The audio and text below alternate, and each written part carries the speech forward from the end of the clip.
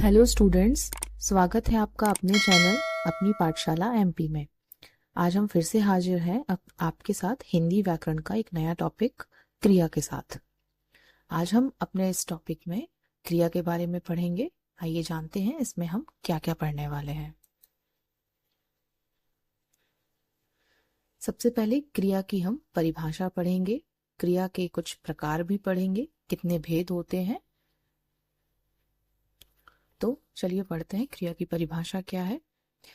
जिस शब्द के द्वारा किसी कार्य के करने या होने का बोध होता है, अर्थात जब हम कोई काम करते हैं उसका पता चलता है, उसे क्रिया कहा जाता है। संस्कृत में क्रिया रूप को धातु कहते हैं। हिंदी में इन धातुओं के साथ ना लगता है ना, जैसे खाना, पीना, पढ़ना, ये जो लास्ट में ना लगा हुआ है यह क्रिया को दर्शाता है ना।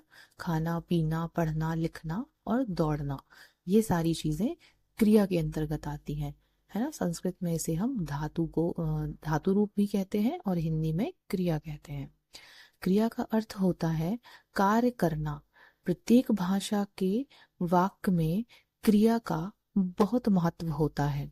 प्रत्येक वाक्य को पूरा करने में क्रिया का होना बहुत ही जरूरी होता है। क्रिया किसी कार्य के करने या उसके होने के बारे में दर्शाती है। क्रिया को करने वाला कर्ता कहलाता है। मतलब जैसे हम ही लोग हैं, कोई हम काम कर रहे होते, जैसे हम लिख रहे होते हैं, लिखते हैं, पढ़ते हैं, तो हम कर्ता है यहाँ पे। या कोई भी व्यक्ति कोई काम कर रहा होता है, वह वहां पे कर्ता हो जाता है और वह जो काम कर रहा है वह क्रिया हो जाएगी। चलते आगे देखते हैं। ये है हमारे क्रिया के कुछ एग्जाम्पल्स, उदाहरण। उदाहरण के लिए ये जो नीचे कुछ वाक्य लिखे गए हैं इनको समझते हैं। जैसे पहला है अजीत पढ़ रहा है। यहाँ पे पढ़ रहा है तो उसकी यह क्रिया हो जाएगी पढ़ना। दूसरा, अंशुल क्रिकेट खेल रहा है, तो अंशुल क्या खेल रहा है? क्रिकेट खेल रहा है, तो खेलना उसकी क्रिया हो जाएगी। और यहाँ पे अंशुल क्या है? करता है, क्योंकि वह खेल रहा है। तीसरा, भावेश खेल रहा है। यहाँ पे भी भावेश मतलब कोई भी व्यक्ति जो काम कर रहा है वह कर्ता हो जाएगा और जो वो काम कर रहा है वह उसकी क्रिया हो जाएगी। यहाँ पे खेलना उसकी क्रिया है।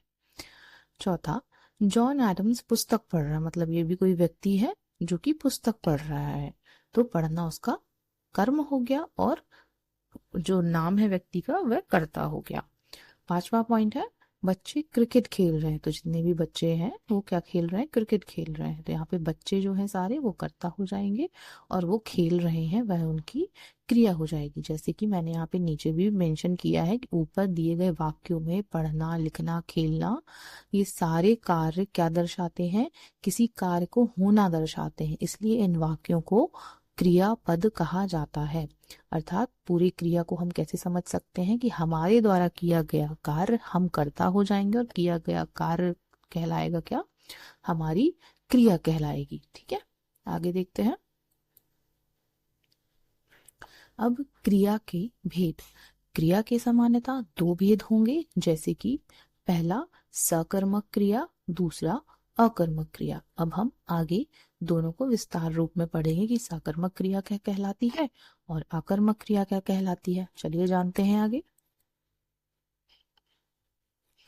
अब पहले हम पढ़ेंगे सबसे पहले सकर्मक क्रिया। वे क्रियाएं जिनका प्रभाव वाक्य में प्रयुक्त कर्ता पर ना पड़कर कर्म पर पड़ता है। मतलब कि जो हम काम कर रहे हैं उसका प्रभाव किस पे पड़ेगा? जो हम काम कर रहे हैं उस पर पड़ेगा, ना कि कर्ता के ऊपर पड़ेगा। अर्थात वाक्य में क्रिया के साथ कर्म का होना सकर्मक क्रिया कहलाता है। जैसे सीता खाना बना रही है, रमेश बाजार जा रहा है, सुरेश पानी पी रहा है, सकर्मक क्रिया के उदाहरण है। या फिर सकर्मक क्रिया के दो भेद भी होते हैं, एक है एक कर्मक क्रिया और दूसरा है द्विकर्मक क्रिया। अब हम सकर्मक क्रिया में सकर्मक क्रिया को बहुत अच्छे तरीके से ऐसे भी समझ सकते हैं, जब कोई वाक्य हमारे सामने दिया गया हो उसमें हम किसे, क्या और किसको करके प्रश्न कर सकते हैं। जैसे यहाँ पे लिखा हुआ है सीता खाना बना रही है, अब हम बोले सीता क्या बना रही है, तो उसका उत्तर हमें मिलेगा क्या? खाना बना रही है। अब रमेश बाजार जा रहा है। तो अब हम यहाँ पे प्रश्न कर सकते हैं रमेश कहाँ जा रहा है, तो उत्तर मिलेगा हमें बाजार जा रहा है। जब हमें किसे, कहाँ, कैसे, किसको, ये सारे प्रश्न के अगर जवाब मिल रहे हैं तो वो सकर्मक क्रिया में आ जाती है।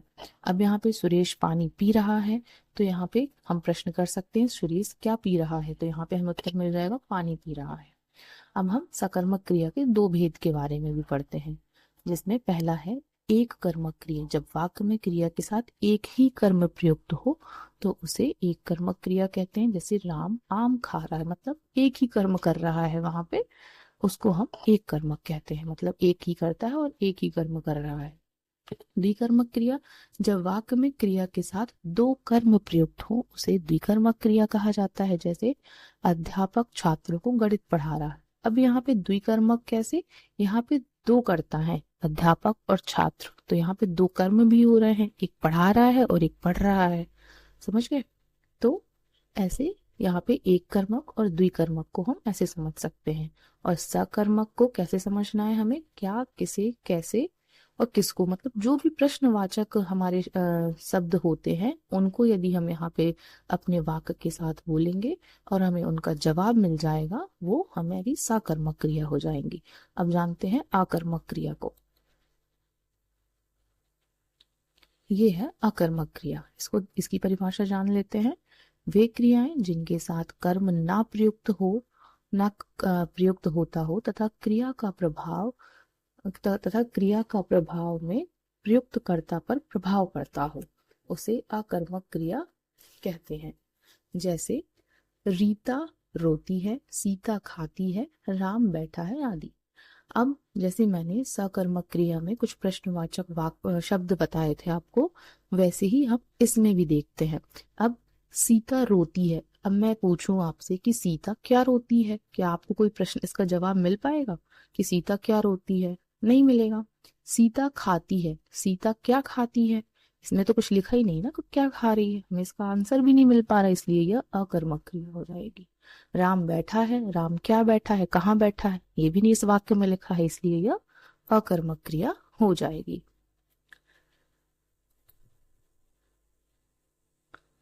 आशा करती हूँ आपको ये वीडियो हेल्पफुल लगा होगा। तो हमारे चैनल पे बने रहने के लिए और ऐसी ही वीडियोस ले पाने के लिए हमारे चैनल को लाइक, शेयर और प्लीज सब्सक्राइब कीजिए। Thanks for watching.